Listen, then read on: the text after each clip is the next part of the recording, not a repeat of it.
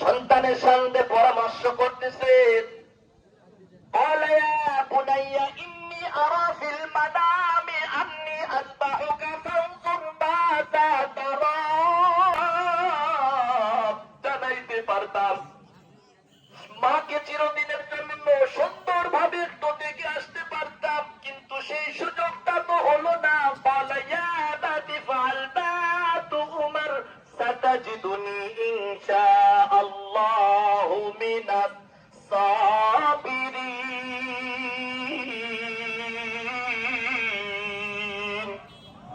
قادر قدرت داری ہر سے خراب جاگنی। আলহামদুলিল্লাহ,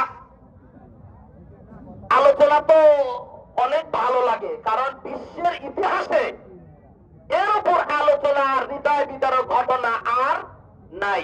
যত বার শুনবেন, যত আলেমের মুখ থেকে শুনবেন, ততই আপনার ঈমান মজবুত হবে।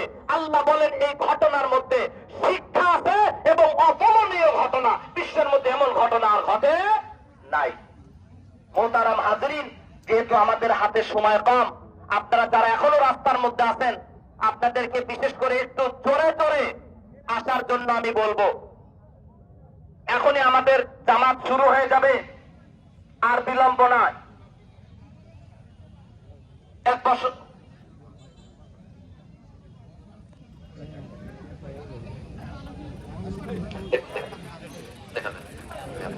আলহামদুলিল্লাহ, এ পর্যায়ে আমরা নামাজের জন্য প্রস্তুতি হয়ে যাই।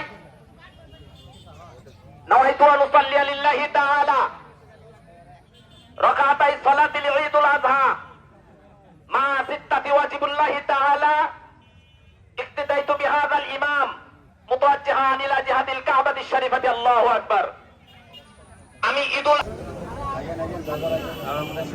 প্রত্যেকটা দেশে ঈদের নামাজের আগে শুধু তাকবীর হবে। আলহামদুলিল্লাহ, সম্মানিত উপস্থিতি, আপনাদের মাঝখানে যাদের ফাঁকা আছে জায়গা, যারে ডান পাশে বাম পাশে জায়গা ফাঁকা আছে, একটু কষ্ট করে হলেও জায়গাটা ইনশাল্লাহ পুরা করে নেবেন, একটু পুরা করে নেবেন, কেউ ফাঁকা থাকবে না।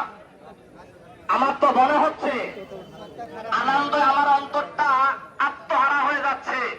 ইনশাআল্লাহ মুসলমান আমলের দিকে, নামাজের দিকে এত বেশি ধাবিত হচ্ছে যে দিন যাতে দেরি, বৎসর যাতে দেরি, মাস যাতে দেরি, মুসল্লির সংখ্যা বাড়তে দেরি হচ্ছে না। আল্লাহু আকবার বলেন।